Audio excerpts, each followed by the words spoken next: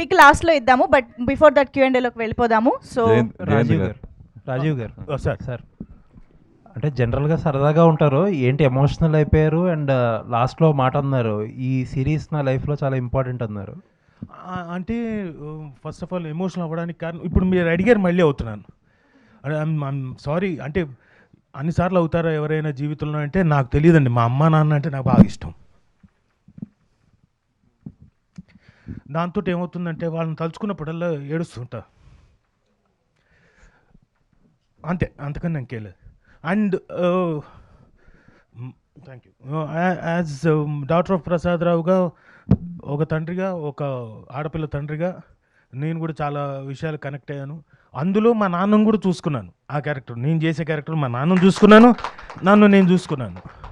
So దాంతో నాకు చాలా ఇంపార్టెంట్. అండ్ పర్ఫామ్ చేయడానికి నాకు డిఫరెంట్ స్లాంగ్స్ ఉన్నాయి కదండి. దాంట్లో ఎస్పెషల్లీ నెల్లూరు స్లాంగ్ వచ్చేసరికి ఇంకొంచెం కిక్ ఇచ్చే ఎలిమెంట్స్తో ఉంది కాబట్టి I really enjoyed my total journey of daughter of Prasad Rao. అంటే డాటర్స్ అంటే ఫాదర్స్ అందరికీ ఒక ఎమోషన్ కదా, బట్ కెరీర్లో, ఈ స్టేజ్ ఆఫ్ కెరీర్లో మీరు చాలా బిజీ. సుమ గారు ఎప్పుడూ బిజీయే. అసలు ఎలా ఇస్తారు time డాటర్స్కి?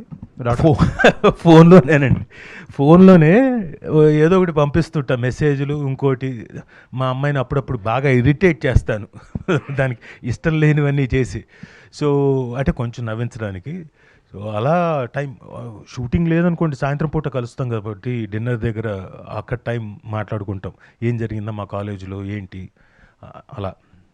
All the best sir, looking forward. Thank you sir, thank you very much sir. Sriram garu, మొత్తం అంటే ఈ బేసిక్గా ఇప్పుడున్న ఈ కమర్షియల్ దాంట్లో ఏంటంటే ఎవరు టాప్లో ఉన్నారో వాళ్ళని తీసుకొచ్చి పెడదాం. ఇంతకుముందు ఆయన చెప్పినట్టే అంటే ఎవరెవరిని తీసుకొస్తే దీనికి కొంచెం విజిబిలిటీ వస్తుంది, ఇలా ఉంటుంది. బట్ మీరు ఏ క్యాలిక్యులేషన్తో మొత్తం ఒక రీయూనియన్ ఫామ్ చేశారు? కంటెంట్ అండి, ఓన్లీ కంటెంట్ని బిలీవ్ చేశాను, ఆ క్యారెక్టర్ని బిలీవ్ చేశాను. ఈ క్యారెక్టర్, ఈ పర్సన్ అయితే ఆ జస్టిఫికేషన్ దొరుకుతుందని అనుకున్నాను. ఎప్పుడు అదే చేస్తాం మేము, ఈసారి కూడా అదే చేసాం. బట్ 2 ఎపిసోడ్లు చూస్తే అంటే ఇంత అథెంటికేట్ ఈ మధ్యకాలంలో అయితే ఏ సిరీస్ లేదు. బట్ సిరీస్ అన్నారు కానీ సినిమా చూసినట్టే అనిపించింది యాక్చువల్గా. బట్ అంటే 2 ఎపిసోడ్లు కాదు, మొత్తం వేసిన ఇక్కడే బింజ్ వాచ్ చేసేలా అనిపించింది యాక్చువల్గా అక్కడేమో కానీ. సో బట్ 2వ ఎపిసోడ్కే క్లైమాక్స్ లాగా అనిపించింది. ఇంకేమన్నా అంటే దాచారా? నెక్స్ట్ ఎపిసోడ్ కూడా అలాగే అనిపిస్తుంది మీకు డెఫినెట్. ఎపిసోడ్ క్లైమాక్స్ లాగా అంటే అదే అంటే ఆ సస్పెన్స్ అనేది అలా కంటిన్యూ అవుతుంది till end. That craze goes to మా కృష్ణ గారు. అంత బ్యూటిఫుల్గా స్క్రీన్ ప్లే చేశారు, ఆ మేకింగ్ అలాగ ఉంది. ఆ టీమ్ అంటే కొన్ని ఎప్పుడూ చెప్తాను, అంటే సెట్ ఆఫ్ థింగ్స్ అంటాం కదండి, అది ఎప్పుడంటే అవుట్కమ్ వచ్చినప్పుడు మనకు తెలుస్తుంది. ఓహో ఇంత అద్భుతంగా సెట్ అయింది అంటే, ఒక డైరెక్షన్ డిపార్ట్మెంట్ నుంచి కానివ్వండి, రైటర్స్ డిపార్ట్మెంట్ నుంచి కానివ్వండి, అలాగే కాస్టింగ్ కానివ్వండి, లేదా ఛానల్ సపోర్ట్ కానివ్వండి, ఇవన్నీ ఏంటంటే సెట్. ఇది మళ్ళీ మనం అంత ప్లాన్ చేసినా కూడా కాదు, అదేంటి ఒక్కొక్క ప్రాజెక్ట్కి అలాగా పాజిటివ్ వైపు కనెక్ట్ అయ్యి సో అవుట్పుట్ అలా వస్తుంది అనమాట. అంటే అదే అంటారు క్యారెక్టర్. నేను అంత ఫ్రెండ్ రాజు, నేను ఎన్నో చూసుంటాను రాజు, బట్ నాకు ఏ రోజు నాకు అంత అద్భుతం రాజు అన్న ఫీలింగ్ ఇది చూసి నేను ప్రతిరోజు అదే చెప్పా. రాజు ఇది మైల్స్టోన్ అన్నాడు కదా, అది డెఫినెట్గా అంటే చూసి ఏంటిది అన్న ఒక ఫీలింగ్ నాకే కలిగిందంటే ఆడియన్కి ఎంత కలిగి అంటే పక్క నుండి తిరుగుతాం కదా. మాకు అంటే మేము చాలా చూసాం కదా, ప్రతి దాంట్లో రాజీవ్ కనకాల గారు వచ్చారన్నా కానీ, బట్ దీంట్లో మాత్రం ఫస్ట్ ఫ్రేమ్ నుంచే ప్రసాదరావు కనపడ్డాడు, కనిపించాడు. నాకు ఇన్నాళ్ళు ఫ్రెండ్షిప్లో నేను మా బ్రదర్ని తనలో చూసుకున్నాను. సో అంటే మీరు అంటే ఇందాక అన్నారు కదా మైట్ బి హ్యాట్రిక్ అవ్వచ్చని, బట్ హ్యాట్రిక్ కొట్టారు. అక్కడ గ్రాండ్ ప్రివ్యూ ఈవెంట్ తీసే సక్సెస్ మీరు పెట్టుకోండి సరిపోతుంది, కలిసినట్టుంటుంది. ఉదయభాను గారు, నేను ఆల్రెడీ జస్ట్ ఒక చిన్న టీజర్ చూసి మీకు యాక్చువల్ మెసేజ్ పెట్టాను, మరి చూసుకున్నారో లేదో తెలియదు. బట్ మీ స్క్రీన్ ప్రెజెన్స్ మాత్రం అంటే ఇందాక నవ్వుతాకన్నారు లేదా కాదు కానీ, బట్ నాగార్జున గారితో కంపారిజన్స్ వచ్చినాయి కానీ, బట్ ఏం చేస్తున్నారండి ఎప్పటి నుంచి అలాగే ఉన్నారు?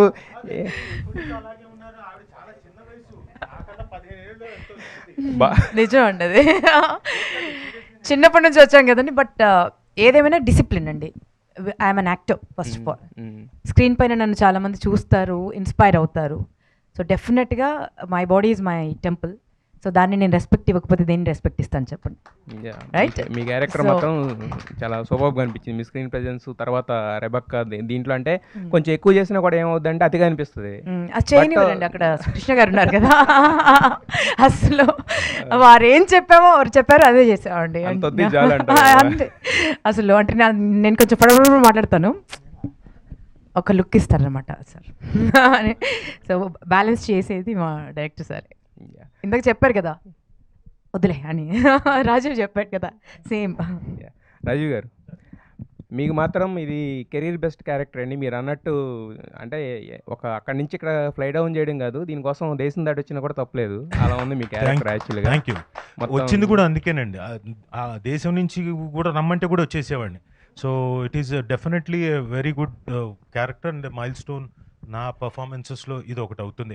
జెమినీ సురేష్ గారికి నేను నిజంగా క్షమించండి, ఇందాక మీరు వెళ్తూ మావాడికి అన్నాను కానీ నోట్లో పేరు రాలేదు, క్షమించు. జయంత్ గారు, జయంత్ గారు, జీ తెలుగుకి ప్రసాద్కి బాగా కనెక్ట్ అయినట్టుంది. మొన్నే మన Shankaravara Prasad blockbuster hit కొట్టారు, మళ్ళీ దూసిపోతూ ఉంది.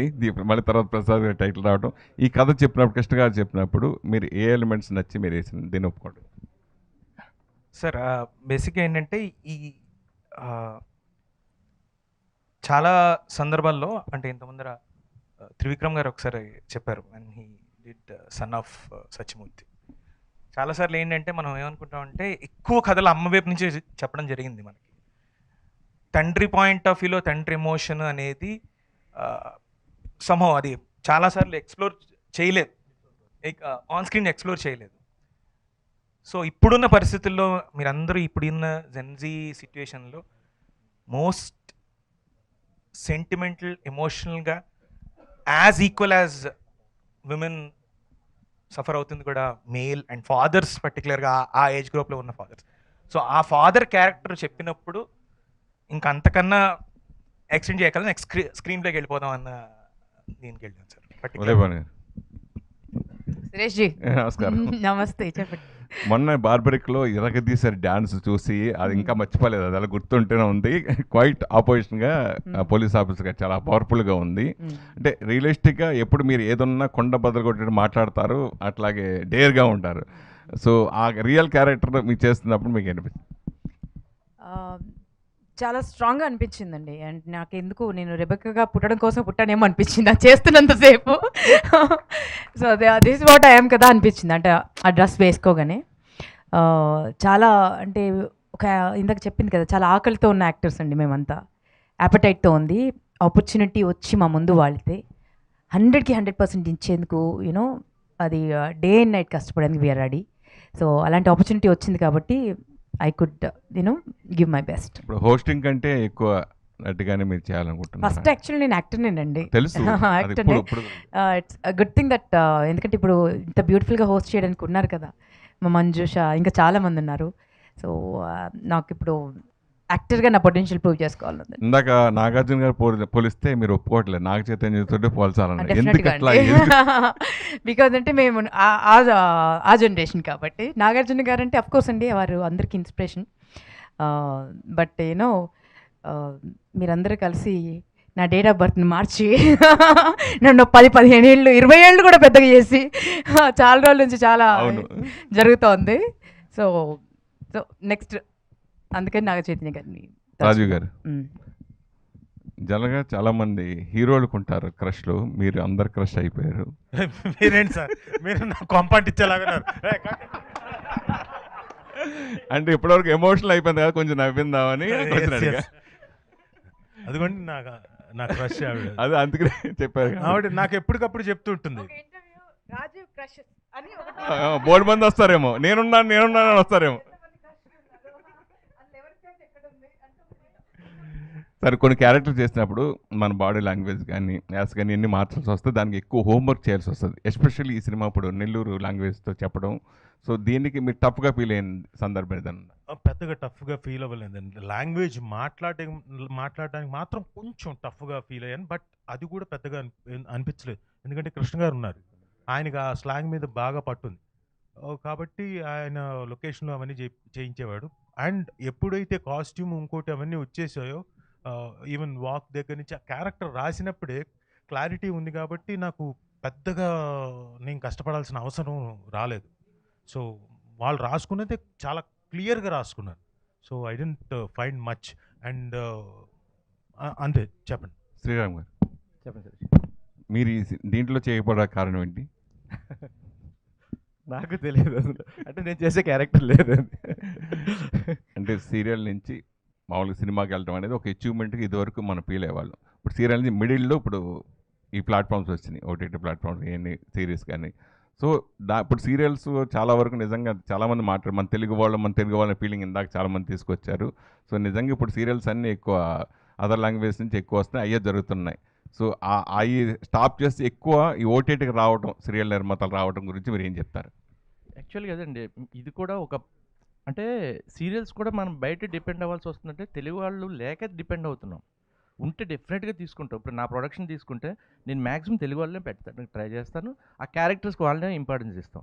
ఓటీటీ డెఫినెట్గా ఏంటంటే ఓటీటీకి వచ్చేసరికి కూడా ఏంటంటే మనకి కొంచెం రికగ్నైజ్డ్ ఆర్టిస్టులు కావాలి. ఇవాళ రాజు ఎక్కడి నుంచి వచ్చాడండి? టీవీ నుంచి వచ్చాడు, ఫస్ట్ స్టార్టింగ్ కదా. ఇవాళ సినిమాలే చేస్తున్నాడు. తను టీవీ నుంచి వచ్చాను, తను సినిమాలు చేస్తాడు. నేను టీవీ నుంచి నేను కొన్ని సినిమాలు చేశాను. అది ఎక్కడో చిన్న ఇది తీసుకొస్తున్నారు కానీ అది కరెక్ట్ కాదని నా ఫీలింగ్ బేసిక్గా. కృష్ణ గారు హాయ్ అండి. 2 ఎపిసోడ్స్ చూసాం, బాగుంది. ఆల్ ది బెస్ట్ అండి. ఎస్పెషల్లీ రెక్కీ విషయంకి వచ్చేసరికి మీరు ది బెస్ట్ ఇచ్చేసారు ఫస్ట్ సిరీసే.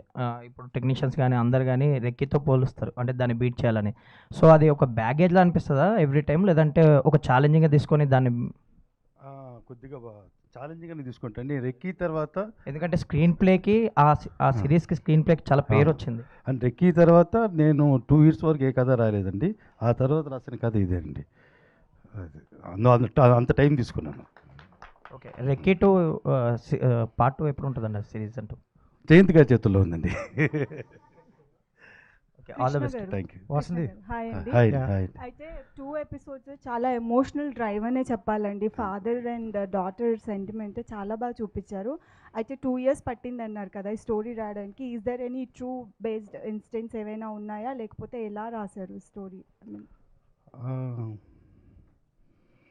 మా బ్రదరు వాళ్ళ పాపని ఇక్కడ సాఫ్ట్వేర్ ఇంజనీర్గా జాయిన్ చేయడానికి ఇంటర్వ్యూ కోసం వచ్చాడండి. వాళ్ళు హైదరాబాద్ వచ్చి మా ఇంట్లోనే దిగారు. దిగిన తర్వాత ఆ తండ్రి కూతురు ఉదయం ఆఫీస్కి వెళ్ళడానికి ముందు వాళ్ళ యొక్క మాటలు, వాళ్ళ టెన్షను, ఆ తండ్రి పడేది ఇది, హాల్ అంతా అతను ఎలా తిరిగాడు టెన్షన్గా, తీసుకెళ్ళేటప్పుడు అతను పడ్డ టెన్షను. అంటే ఒక 20 సంవత్సరాల తర్వాత ఒక అమ్మాయిని హైదరాబాద్ తీసుకొచ్చాడు, ఇంకా అమ్మాయి హైదరాబాద్లో ఉండబోతుంది అని ఆ తండ్రి పడే ఆ టెన్షన్ అంతా చూశానండి. వీళ్ళిద్దరి మీద కథ రాస్తే బాగుంటుంది అనిపించి ఆ లైన్ తీసుకున్నాను. అప్పటికి లైనే ఉంది. ఆ లైన్ ఇంత పెద్ద కథగా రావడానికి జయంత్ గారు మాత్రమే కారణం. ఆల్ ది బెస్ట్ అండి. ఉదయ్ భాను గారు. Hello ma'am. హాయ్. అయితే being a mother of 2 beautiful kids, అయితే ఇది ఎంతవరకు మీకు కనెక్ట్ అయ్యింది అని అంటే మీరు ఇంతకుముందు చెప్పారు. అండ్ ఇప్పుడున్న జనరేషన్లో ఈ ఎమోషన్స్ ఉన్నా కూడా బయటకి తీసుకురావాలి అన్న ఇది కూడా చాలామందిలో లేదు. సో ఇలాంటి స్టోరీస్ చేస్తూ ఒక మెసేజ్ ఓరియంటెడ్గా ఉండడం అనేది చాలా తక్కువ మందిలో చూస్తున్నాం మనం. సో మీకు ఎలా అనిపించింది? డెఫినెట్గా ఇలాంటి స్టోరీస్ రావాలండి. అంటే అనుకుంటారు ఇప్పుడు ఉన్న జనరేషన్ అంత ఎమోషనల్ కాదని, బట్ డెఫినెట్గా చాలా ఎమోషనల్ అండి. టూ ఎమోషనల్ అయిపోతున్నారు. మేము చాలా స్ట్రాంగ్, ఏదైనా తుఫాన్ వస్తే తట్టుకునే శక్తి ఉంది. కానీ ఇప్పుడున్న జనరేషన్కి అది లేదు. ఇన్స్టెంట్ డిసిషన్స్, ఏదైనా వస్తే తట్టుకోలేరు, ఏదో ఒకటి చేసేసుకుంటారు, దూకేస్తారు. అంటే లైఫ్ అంటే విలువ లేదు. టూ మచ్ ఆఫ్ ప్లే ఉందండి వీళ్ళకి. సో వాళ్ళు కొంచెం బ్యాలెన్స్డ్గా ఉండాలి అండ్ ఇంకొంచెం స్ట్రాంగ్ అవ్వాలి. అండ్ ఇలాంటి కథలు వస్తే చాలామంది రియలైజ్ అవుతారు, ముఖ్యంగా పేరెంట్స్. డెఫినెట్గా పేరెంట్ పర్స్పెక్టివ్ కూడా చాలా మారుతుంది ఈ సిరీస్ వచ్చిన తర్వాత. ఇలాంటివి రావాలి. అండ్ అందుకే అంటున్నాను కదా, part 2, part 3, part 4, part 5, part 6, part 7. నన్ను మైక్ ఎవరైనా తీసుకోండి. పార్ట్ 7, పార్ట్ 8, పార్ట్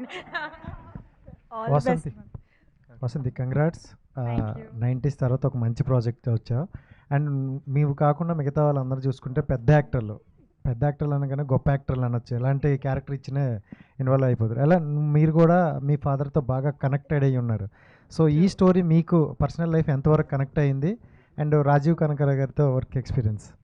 ఆబ్వియస్లీ ప్రతి అమ్మాయి ఈ మూవీతో, ఈ సిరీస్తో కనెక్ట్ అవుతారు. ఎందుకంటే ఒక అమ్మాయి లైఫ్లో ప్యూరెస్ట్ బాండ్, ఫస్ట్ హీరో ఏదైనా నాన్ననే. అది నా లైఫ్లో కూడా మా నాన్ననే. సో ప్రతి అమ్మాయి కనెక్ట్ అవుతారు. ఎందుకంటే ఒక ఫాదర్ ఎంత ప్రొటెక్టివ్గా, ఎంత సెన్సిటివ్గా, ప్రతి విషయంలో ఎంత ఇట్లా అంటే చాలా స్ట్రాంగ్గా ఉన్న ఒక్క డాటర్ విషయం దగ్గర చాలా సాఫ్ట్ అయిపోతారు. సో అది ప్రతి ఫాదర్ లైఫ్లో అది ఆబ్వియస్లీ, అండ్ మా నాన్న కూడా లైఫ్లో కూడా అదే అంతే. సో లక్కీలీ నేను ఏదున్నా మా ఫాదర్తో షేర్ చేసుకునే స్కోప్ ఇచ్చారు కాబట్టి, అండ్ ప్రతి ఫాదర్ కూడా అలానే చేస్తే బయట ఏవి అవ్వవు అని ఫీలింగ్. సో అలానే రాజీవ్ గారితో ఎక్స్పీరియన్స్ అడిగారు, ఇందాకే చెప్పాను. చాలా స్టార్టింగ్లో చాలా మంచిగా ఉండేది, దాని తర్వాత కొంచెం కష్టమైంది. ఎందుకంటే ఆయన చాలా చెప్పు నువ్వు అసలు తిట్టట్లేదు అంటే ఆ వేరియేషన్స్ ఇచ్చేంత కెపాసిటీ నాలో ఇంకా రాలేదు. రాజీవ్ గారిలో ఇంకా చాలా ఉంది. అండ్ మీరు అన్నట్టు ఎంత సీరియస్గా అయితే కనిపిస్తారో అంతే చాలా సాఫ్ట్ హార్టెడ్ అండ్ చాలా జోవియల్. ఉదయ్ భాను గారు చెప్పినట్టు రాజీవ్ గారు సెట్లో ఉంటే ఒక పండగలా ఉంటుంది, అందరు నవ్వుతూనే ఉంటారు. అలానే కొన్ని సీన్స్లో కష్టమై నేను నవ్వాను. రైటర్ శృతి. అంటే కృష్ణ గారు ఒక సింగిల్ లైన్ స్టోరీగా అనుకున్న తర్వాత మీ దగ్గర తీసుకొచ్చిందా, డెవలప్మెంట్ జరిగిందా, లేదంటే what is your add on to this? Sir మొత్తం డెవలప్ చేసుకున్నారు ముందే. సార్ టీమ్ అంతా కూర్చొని డెవలప్ చేసుకున్నారు, ఆ తర్వాత నేను జాయిన్ అయ్యాను. ఓకే. అంటే ప్రసాదరావు అనేది మోస్ట్లీ అంతా ఫాదర్ వర్షన్లో అనుకుంటున్నాం కానీ, బట్ అందులో డాటర్ వర్షన్ కూడా ఉంటుంది, పర్స్పెక్టివ్ అనేది. సో ఒక రైటర్గా మీరు ఎంతవరకు యాడ్ చేయగలిగారు ఆ డాటర్స్ పర్స్పెక్టివ్ అనేది? అంటే చాలా ఎమోషనల్ స్టోరీ, నేను చాలా కనెక్ట్ అయ్యాను కాబట్టి అంటే చాలా ఎమోషనల్గా రాసుకోగలిగాము. ప్లస్ ఇన్పుట్స్ ఆబ్వియస్గా యాడ్ అవుతాయి ఫీమేల్ పర్స్పెక్టివ్ నుంచి రాసినప్పుడు. And you will see it అండి, మీకు కనబడుతుంది తన పర్స్పెక్టివ్. బట్ మీరు మీ పర్స్పెక్టివ్ కొంచెం చెప్పగలిగితే కనుక it will be adding some value. Okay, sorry question అర్థం కాలేదు. అంటే మీరు ఫీమేల్ పర్స్పెక్టివ్లో చూస్తారండి, కృష్ణ గారు మేల్ పర్స్పెక్టివ్లో ఫాదర్స్ పర్స్పెక్టివ్లో చెప్పుంటారు ఆయన కథ ఓన్గా రాసుకున్నప్పటికీ కూడా. బట్ ఒక ఫీమేల్ పర్స్పెక్టివ్లో మిమ్మల్ని మీరు చూసుకున్నప్పుడు ఆ డాటర్స్ పర్స్పెక్టివ్ చూస్తుంటారు మీరు, అంటే ఇప్పుడు తను ప్లే చేసిన క్యారెక్టర్ త్రూ నుంచి. సో మీరు వాల్యూ యాడ్ చేసింది ఏముంది ఈ స్టోరీకి ఒక రైటర్గా? డైలాగ్స్, యాస ఇవన్నీ కనిపిస్తున్నాయి, కాకపోతే ఆ పర్స్పెక్టివ్ విషయంలో ఎంతవరకు మీరు యాడ్ ఆన్ అవ్వగలిగారు ఈ సిరీస్కి?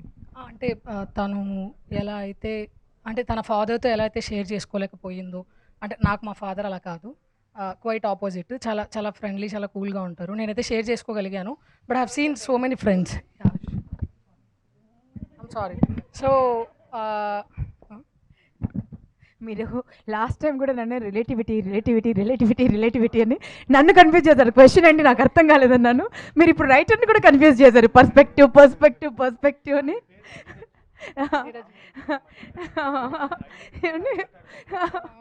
లేదండి, అయితే మీరు స్క్రీన్ మీద చూస్తారు, స్క్రీన్ మీద చూస్తారు.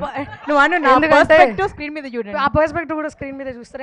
ఎందుకంటే చాలా లేయర్స్ ఉన్నాయి ఇందులో, చాలా ఎమోషనల్ లేయర్స్ ఉన్నాయి, చాలా థ్రిల్లర్ లేయర్స్ ఉన్నాయి.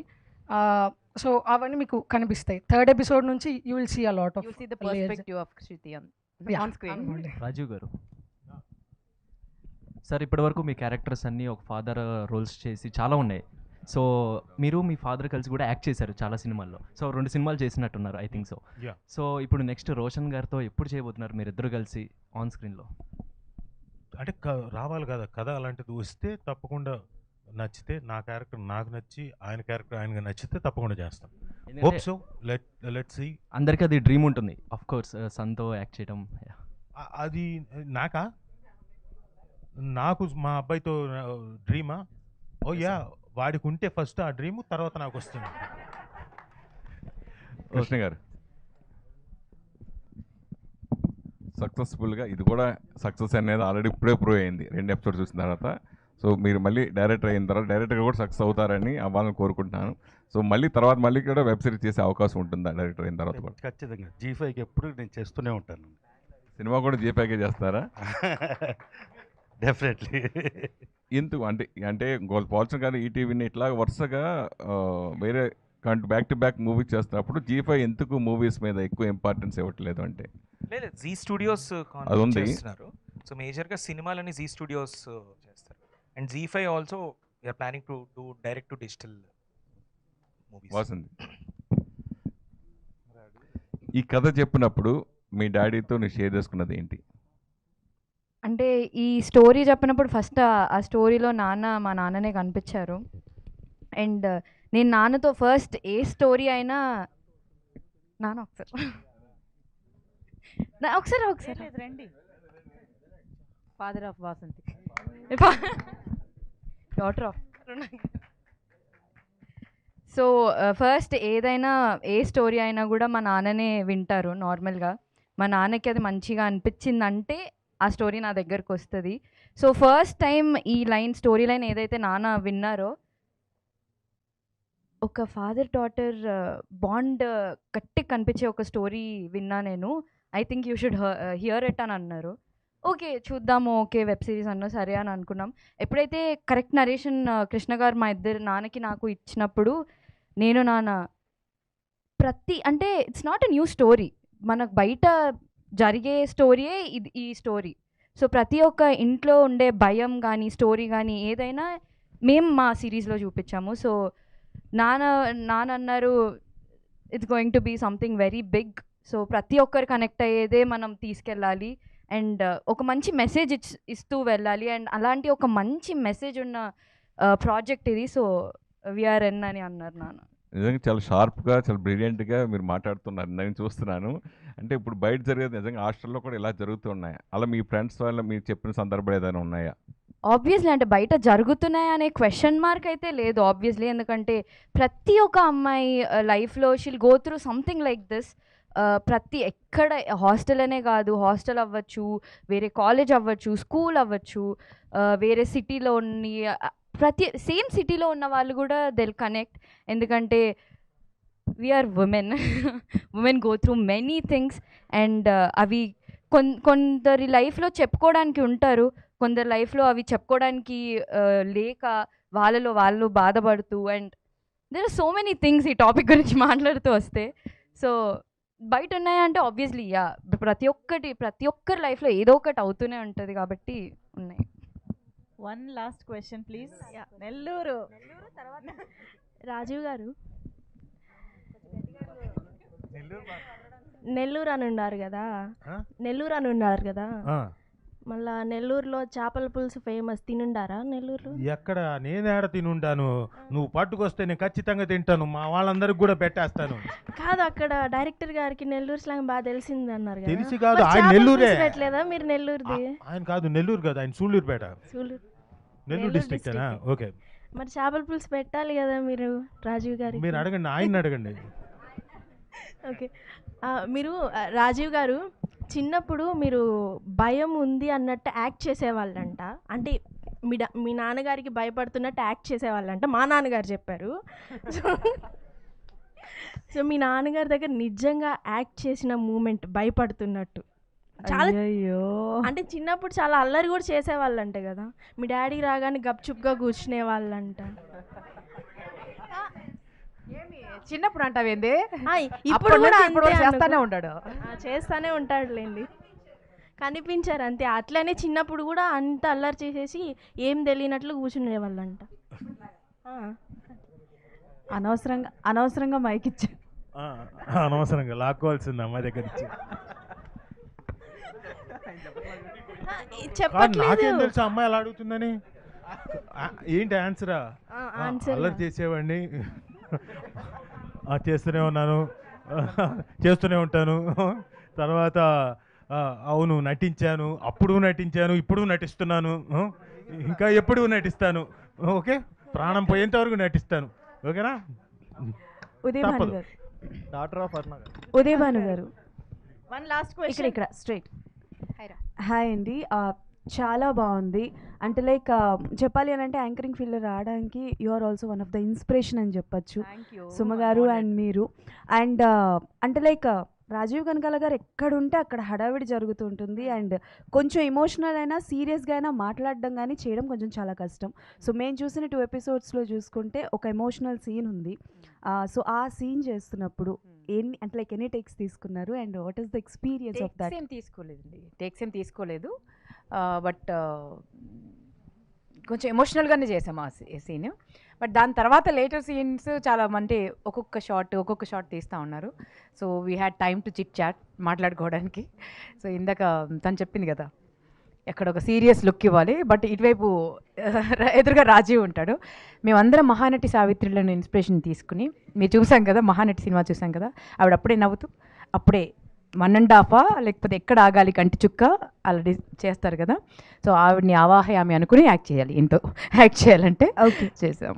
రాజీవ్ గారు, అంటే ఫాదర్ అండ్ డాటర్ బాండింగ్ అన్నది వెరీ స్పెషల్. ప్రతి ఒక్క అమ్మాయికి father is a real hero, or to be very frank చెప్పాలంటే ఫస్ట్ లవ్. సో ఒక మంచి అంటే లైక్ ఇప్పటివరకు టర్నింగ్ పాయింట్ అని అంటున్నారు మీ కెరియర్లో ఇదని చెప్పి. బట్ ఒకటి ఏంటి అని అంటే మిమ్మల్ని చూస్తున్నప్పుడు రాజీవ్ కనకాల గారు కనిపించలేదు, ప్రసాద్ గారే కనిపించారు. బట్ సార్ ఒకటి, ఏ అంటే లైక్ ఈ సిరీస్ చేస్తున్నప్పుడు ఏ సీన్ చేస్తున్నప్పుడు పర్టికులర్గా మీరు ఇంటికి వెళ్ళిన తర్వాత లైక్ మీ డాటర్తో కూర్చొని మాట్లాడడం ఆర్ఎల్స్ తనని చూస్తూ ఎమోషనల్ అవడం లాంటిది, is there any particular scene that connect to you? లేదు, ఎందుకంటే I'm attached and detached actor. ఒకవేళ నేను యాక్ట్ చేస్తున్నా అంటే షార్ట్ అయిపోగానే డిటాచ్డ్, మళ్ళీ షార్ట్లోకి వెళ్తే అటాచ్డ్, మళ్ళీ సాయంత్రం షూటింగ్ అయిపోయింది ఇంటికి వెళ్తే టోటలీ డిటాచ్డ్. సో అది కనుక పెట్టుకోలేదు అనుకోండి ఇదంతా భారం ఎక్కేస్తుంది. అలా 1-2 సార్లు జరిగింది నాకు. సో అందుకని అప్పటి నుంచి టోటలీ అక్కడ ఉన్నంతసేపు ఐఎమ్ వెరీ అటాచ్డ్, తర్వాత టోటలీ డిటాచ్డ్. చెప్పారు కదా కట్కి యాక్షన్కి మధ్యనే మారిపోతున్నారని చెప్పి. Yeah. Thank you so much Krishna గారు. పైన మనందరి కోసం భోజనాలు రెడీగా ఉన్నాయి. నేను జర్నలిస్ట్ అండి, చిన్న ఓకే, ఎవరు కనెక్ట్ చేయలేదు అందుకని నేను కనెక్ట్ చేద్దాం. సార్ ఇప్పుడు ఎప్పటి నుంచో షేక్ చేసింది, మన ఇండియాని షేక్ చేసింది అయేషా, విజయవాడ ఇష్యూ అండి, హాస్టల్లో జరిగింది. ఇప్పుడు మొన్న సుప్రీంకోర్టు కూడా జడ్జిమెంట్ ఇచ్చింది, ఇది ఏమీ తెలియని కేసుగా పరిగణిస్తున్నామని క్లోజ్ చేయబోతున్నారు. కానీ ఆ టైంలో ఇది వస్తుంది, ఇది ప్రతి తండ్రికి ప్రతి చిన్నారికి ఉండే కనెక్షన్ అందరికీ ఉంది. అది కూడా ఏమైనా తీసుకున్నారా, ఇన్స్పిరేషన్ ఏమైనా ఉందా అయేషాది హాస్టల్? ఏం లేదు సార్, ఏం లేదు. కానీ ఇప్పుడు అది బాగా ఫేమ్లో ఉంది కనుక ఇది బాగా ఎలివేట్ అవుతుందని అనుకుంటున్నాను.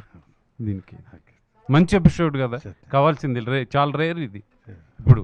థ్యాంక్ యూ అండి, thank you so much. So one last group photo ఒక్కసారి అందరూ దగ్గరికి. సార్ మైక్ మీ చేతిలో ఉందా?